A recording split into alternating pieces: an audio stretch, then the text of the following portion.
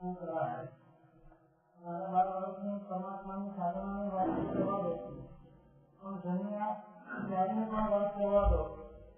પણ પરમાત્મા ગર્ભમાં આવ્યા ત્યારથી પરમાત્માની શારીરિક માનસિક એટીટ્યુડ એવી હતી કે પરમાત્માના જીવનની પ્રત્યેક ઘટનાઓ અને ફળો આપણને નવી દ્રષ્ટિનો અવબોધ ઉજાગર કરી આપશે.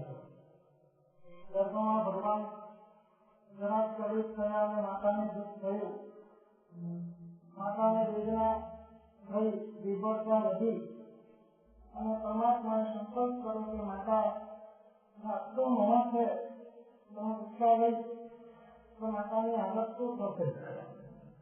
પરમાત્મા પાછો ત્યાં થોડાક હમ્યા, માતાને ખુશ કરી. આ એક બીજો સંદેશ છે. માતાને આપણા નિમિત્તે એક માત્ર પણ અંતરમાં દુઃખ ન પહોંચવું જોઈએ. આ એક બીજો સંદેશ છે જે પરમાત્માએ ગર્ભની અંદર આપેલો. એની સામે આજે આપણે જોઈએ કે ઘરે ઘરની અંદર માતા પ્રત્યેનો, પિતા પ્રત્યેનો, પુત્રની જે એટીટ્યુડનો દર્શાવ જે શબ્દો હોય છે, ત્યારે એમ થઈ જાય કે માત્ર જન્મે જૈન અને માત્ર કહેવાતા મહાવીરના અનુયાયીઓ આપણે છીએ. પણ પરમાત્માએ જે જીવનની વિદ્યા અને ભવ્ય કળા આપણને આપી એ હજી આપણે આત્મસાત કરી નથી. ભગવાનનું જીવન ગર્ભમાંથી ભવ્ય હતું. ભગવાન 3 જાણના ધણી હતા, વિવેક અને વૈરાગ્યથી સંપન્ન હતા અને ગર્ભમાંથી જન્મ લીધા પછી પણ થોડે થોડી ઘટનાઓના ચિંતનો કરીએ. ભગવાન સ્કૂલની અંદર જાય, માતા પિતા મોહથી મોકલે, જન્મથી 3 જાણના ધણી તો હતા. આજે આપણે ક્લાસમાં એ મને ખબર ના પડે શુદ્ધ મારો વિષય શુદ્ધના સાથે જરા ખબર પડી અને જરા સમજણ પડી નથી, બોલાઈને સાંભળા થયા નથી. આપણા જ્ઞાનનો અધિર્ણ અને પ્રચાર કર્યા વગર રહ્યા નથી.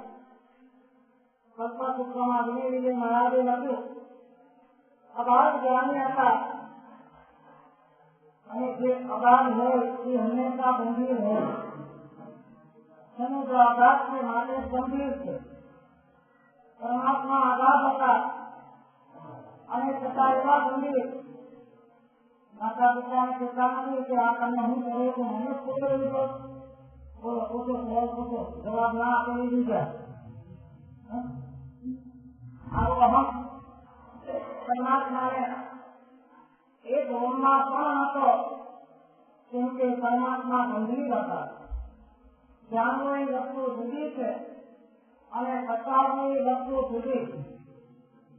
પૈસાને પણ પ્રાપ્ત કરવા એ વસ્તુ અલગ છે અને પૈસાને બચાવવા એ વસ્તુ અલગ છે. આપણા જીવનની અંદર ગણિતો બધા આપણે ઊંધા કરી નાખ્યા અને ઊંધા ગણિતના કારણે આપણે આજે દુઃખી થઈ રહ્યા છે. હું તમને પૂછું કે વ્યક્તિ તમારે પસંદ કરવાની હોય ત્યારે હોશિયાર વ્યક્તિ પસંદ કરો કે વફાદાર વ્યક્તિ પસંદ કરો?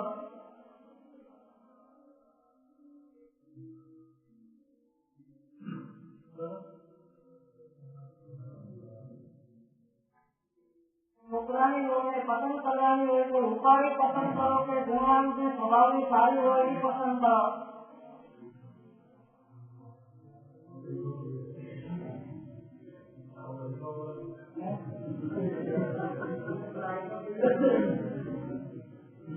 આયા પછી ખબર પડેલી વાત તમારી સાચી, પણ તમારા મનનો ક્રાઇટેરિયા શું? પૈસાવાળી જોઈએ કે ગુણવાન જોઈએ? ગરીબના ધણી હશે તો ચાલશે, પણ ધણી જોઈએ, ગુણવાન જોઈએ, આ તમારો ક્રાઇટેરિયા છે કે પૈસાવાળીને રૂપાળી જોઈએ? આ ક્રાઇટેરિયા છે એ કહો. એમાંથી એક મળે મળતો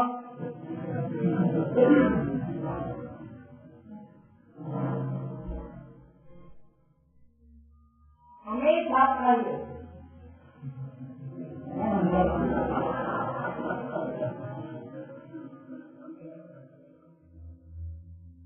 મૂકીને શિષ્યોના મોની અંદર ગમે તેને શિક્ષા આપી દીધી, પછી અહીંયા આવ્યા પછી અમારા એક પોત પ્રકાર છે.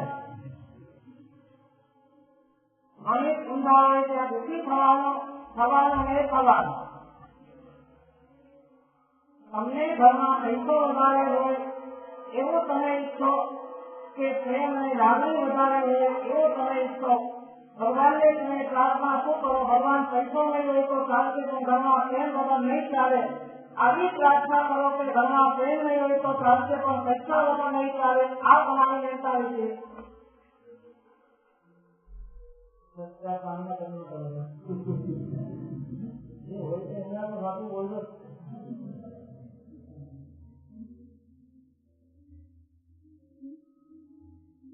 તમે પ્રાયોરિટી તેને આપો ઘરમાં.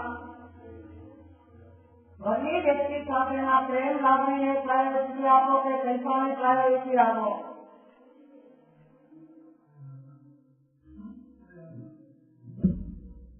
એ કરવા માટે બોલવા માટે. અને પ્રેમ અને શાંતિને લાગણીને અહોભાવ અને સદભાવ આ બધા તત્વો જો હૃદયમાં આત્મસાત હોય. હવે તમને પૂછું કે તમારી પત્ની માટે ને તમારા દીકરા માટે 24 કલાકમાંથી તમે કેટલો ટાઈમ કાઢો છો?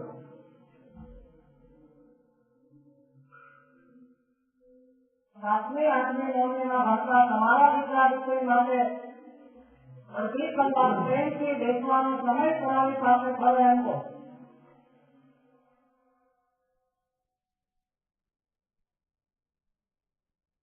આજકાલ છે ને દીકરાઓના વાત ઘણા નીકળતા હોય છે. દીકરાઓ ઉદ્યોગ થઈ જાય છે, મા બાપને બધા ઘરમાં મોકલી દે છે, આમ છે તેમ છે. અને એમાં સૌથી પહેલો દોષ હું મા બાપના માથે ચડાવું છું. આજે આચાર્ય થયા પછી 32-33 વર્ષના કલ્યાણ થયા પછી 32 સેકન્ડ પણ અમારા ગુરુ મહારાજને છોડવાનું માન અમને થતું નથી. અને લગ્ન કરીને આવ્યા પછી 32 મિનિટ તમારી સાથે રહેવાનું મન તમારા દીકરાને થતું નથી. આનું કોઈ જણાવી સમય કર્યો કરો? આમ કેમ બને? જે દીકરાને 20 વર્ષ સુધી તમે પાળ્યો, પોષ્યો, ભણાવ્યો, લાખો રૂપિયા ખર્ચ્યા અને 25 વર્ષ થયા નથી, કાને લાગ્યો નથી, કમાતો થયો નથી, પગભર થયો નથી, બહુ આવી નથી. અને હવે અમને શાંતિ, અમને શાંતિ, તમે સુખેથી બોલો, અમે સુખેથી રહીએ.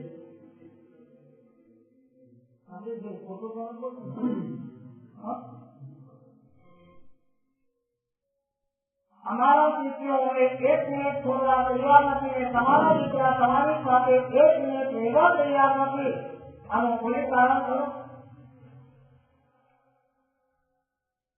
અમારે ગુરુ શિષ્ય સાથે જોઈના કોઈ સંબંધ નહીં.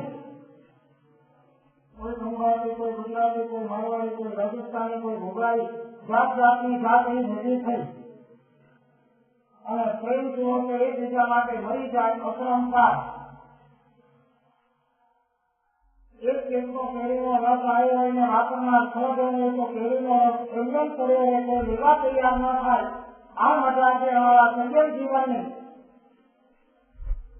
અને ઘરમાં ખબર ન હોય ને 2 ગ્લાસ આવા તો આજુબાજુથી સારી આઈટમ તો ચાલુ આઈસ્ક્રીમ અને ઘરમાં ક્યાં કોણ જાતી જાય છે ખબર એ ના પડે.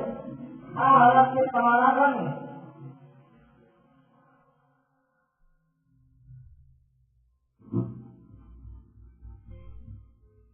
તમારા માટે સમાધિ રાખવી બહુ મુશ્કેલ. પણ છતાં તમને રસ્તો બતાવું છું. સમાધિ બહારના સંયોગો ઉપર છે, વ્યક્તિઓની એટીટ્યુડ ઉપર નથી. સમાધિ આપણી માનસિકતા ઉપરની હોય. પગલે ને પગલે આપણે આપણા મનનું જો સેટિંગ રાખીએ, મને એવા મનુષ્યના આરામ બંધ મોક્ષો શનિને સપ્તમી વ્યાપે સ્વામીનો મોક્ષને એવા મનોજ સંસારનો કારણે મનોજ મોક્ષનું કારણ એક પરમાં શાંતિ અને એક પરમાં મોક્ષના દરવાજા ખોલી નાખે દીધી પડે. એક જ વ્યક્તિના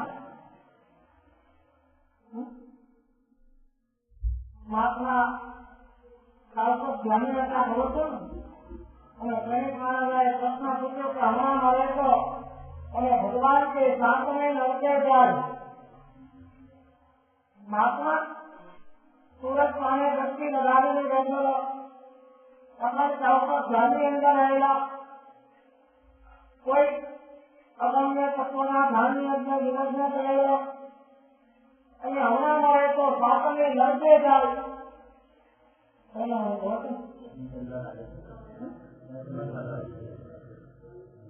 ગણેશ મહારાજાએ આમ કાન ખંભોળ્યા કે ભાઈ સાંભળવામાં કઈ ભૂલ તો નથી થતી.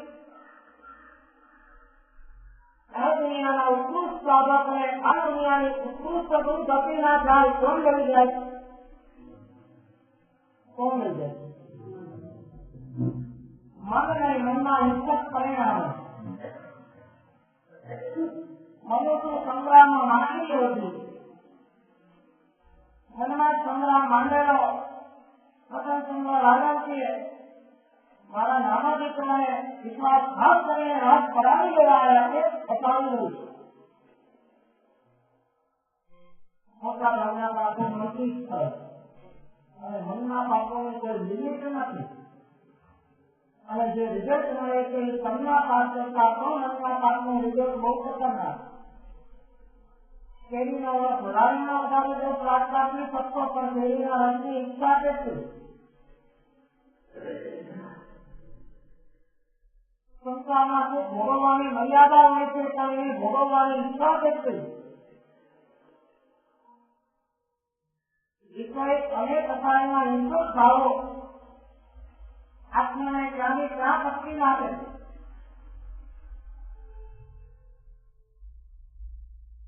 આજે છે ને તમારા ઘરમાં વાતાવરણના હિસાબે જે આપણે એટલો સંપૂર્ણ વચનનો ભાવ કે ક્યારે કોઈને વિશ્વાસ કરે એકો આપણે જન્મની ક્લાસમાં વિરોધ હોવાનો પત્ની અને સર્વિસ કરતી થઈ ગઈ, દીકરીઓ પણ હવે ભાંકીને સર્વિસ કરતીઓ થઈ ગઈ અને હવે તો ડિટેક્ટિવ લાગે છે ઘરના માણસોના ચેકિંગ લાગે વાતોને સમજ નથી મળતી. વાંચો છો, સાંભળો છો, જુઓ છો અને ટીવીમાં બધું જુઓ છો એટલે ન રાખતા હોય તો રાખતા થઈ જાય, શંકા ન હોય તો શંકા થઈ જાય. એકતા લોકો આવે પછી જોતા નથી ને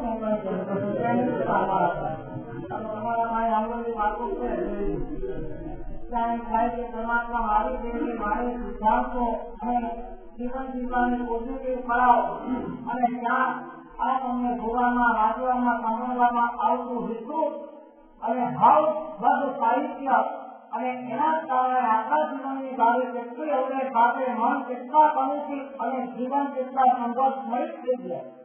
ઘરના દીકરા દીકરી પત્ની કે પતિ એના ઉપર પૂર્ણ વિશ્વસનીયતા આપણને કરી ઘરવાળો તો ધર્મ કરવાનો.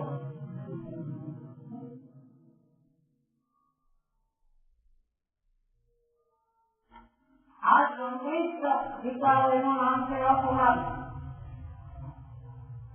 અને વિચારોની અંદર શાંત અને સ્વતંત્ર વાયતાઓ એનું નામ છે સમાજ.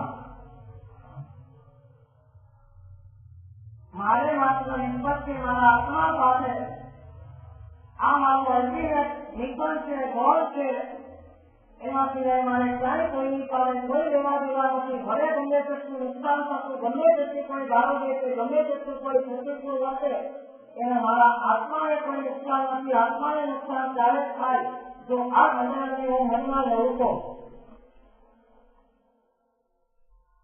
આત્મત્યાગ ક્યારે થાય છે, ચિંતન ક્યારે થાય છે, ઘટનાની આપણે મનમાં આવે તો.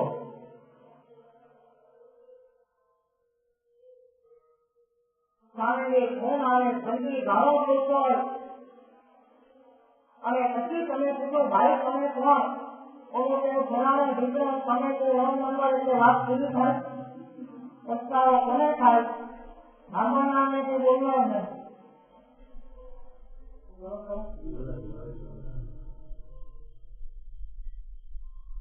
ગઈકાલનું સૂત્ર હતું મારે 50 વર્ષ પછી જોઈએ છે માત્ર ને માત્ર સમાજ અને સમાધિ મેળવવા માટેનો સતત ઉપાય છે કે મનને ગેરાવે એવા કે મનને કલુષિત કરે એવા કે મનને સંતોષ કરે એવા કોઈ પણ નિમિત્ત નજર સામે આવે ત્યારે તમારે ખાલી એટલું જ કહેવાનું, રોંગ નંબર.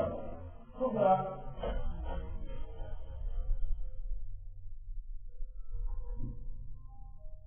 કોઈ તમને હેરાન કરવા આવે છે, કોઈ તમારી નિંદા કરે છે, કોઈ તમારા માટે ખરાબ બોલે છે, કોઈ તમને કહેવા આવે છે કે ફલાણો તમારા માટે બહુ ઘટનાઓ બોલે છે.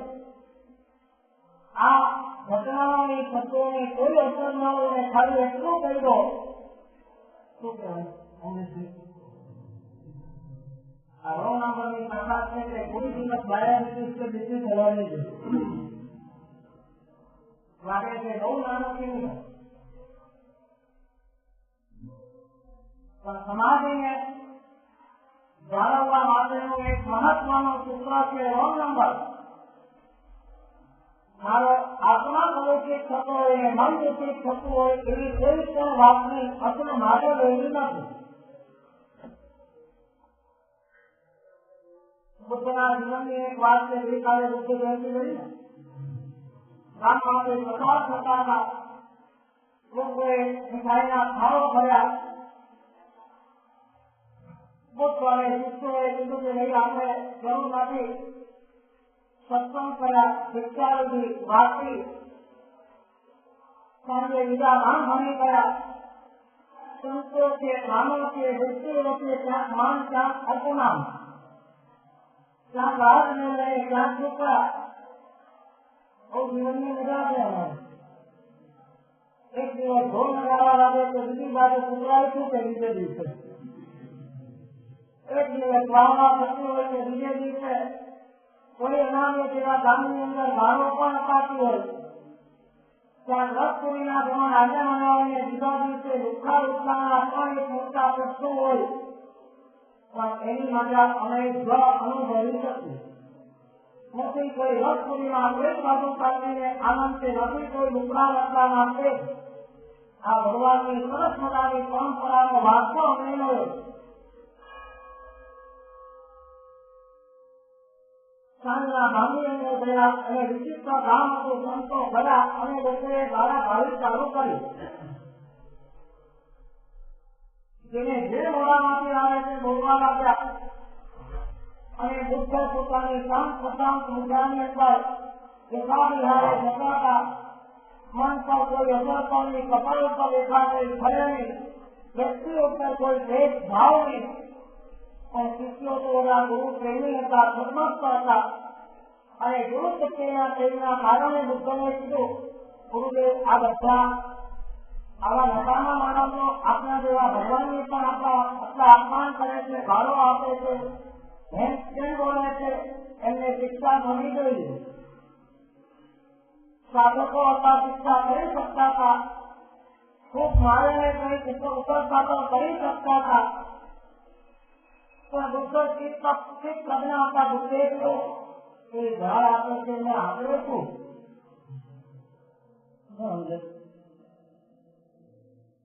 એ ગાળ આપે એને આપણે શું? પણ ગુરુદેવ આપણે આપે છે. આપણે પણ કરવાની, પણ વગર આપણે પણ કરવાનું.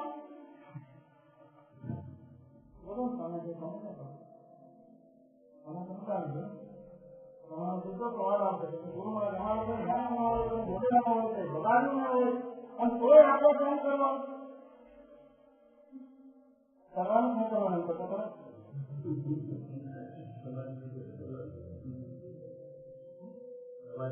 ધીરે ધીરે ગાડી કાકા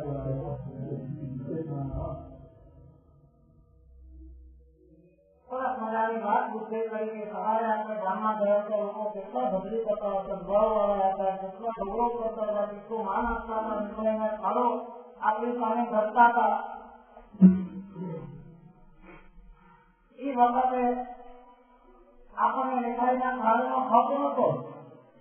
એટલે આપણે કીધું કે નથી જોઈતી, તો એ લોકોએ શું કર્યું?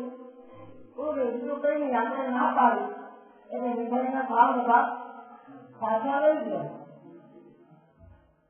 આ મીઠાઈના થાળ હોય કે આ કરવી જાળ હોય, આપણે ખાલી એટલું કરવાનું કે આપણે જરૂર નથી, તો શું કરવું? બેસતો એટલું કહેલું તમે એક્સેપ્ટ કરશો તો તમને અસર કરશો. તમે કહો કે ભાઈ તમે તમારા ઘરમાં આવીએ અને તમે બહુ વિનંતી કરો, મને એક જ શબ્દ કે ભાઈ ખોટ નથી એટલે શબ્દો કાઢો કરવું જાય. કોઈએ ગાળ આપી છે, પ્રતિકૂળતા વસાવે છે, નિંદા કરે છે, મારે છે, કઈ વાંધો નહીં. રોંગ નંબર, મને જોઈતી નથી. શિષ્યો બુદ્ધની બુદ્ધતા ઉપર હોવાથી થાય માનતો આપણે પચાવી શકીએ તે અપમાન પચાવે એવી સાધક છે. અનુકૂળતા તો બધા પચાવે છે, પ્રતિકૂળતામાં ચિંતાને મસ્ત એવી મોટી સાધના છે.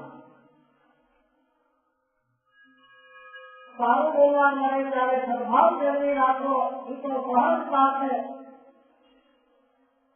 પણ કડવું બોલનાર મળે, હિતૈષો મળે, આપણા કાન શક્તિ પકડનાર મળે અને એ વખતે પણ એના ઉપર સદભાવ બતાવી રાખો એ બહુ મોટી આધ્યાત્મિકતા છે. અને આપણે એવી ધર્મ ઉપર બેઠા છે કે ખાલી વ્યવહારિક ક્રિયાઓમાં ધાર્મિક કામો રોડ ઉભો કરીને ધર્મી તરીકેનો આત્મસંતોષ માની અને આપણે જીવન વિચારીએ છીએ. આ ગુણો આત્મસાત થયા છે કે નહીં એ ઇન્વેસ્ટિગેશન કરવાનું આપણી પાસે કોઈ સમય જ નથી. અહીંયા ભગવાનની પૂજાને ઘરમાં સંઘર્ષો હોય, મનો પ્રસન્નતા નેતી શું બોલો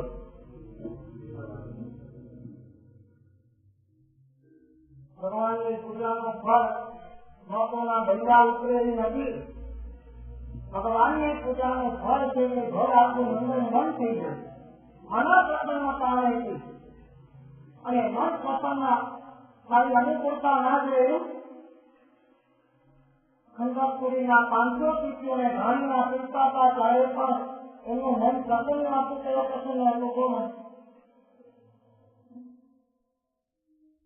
મારી પરમાત્માના કાળમાં દિવસ ઠોકાતો હતો ત્યારે એનું મન પ્રસન્ન હતું કે અપ્રસન્ન હતું?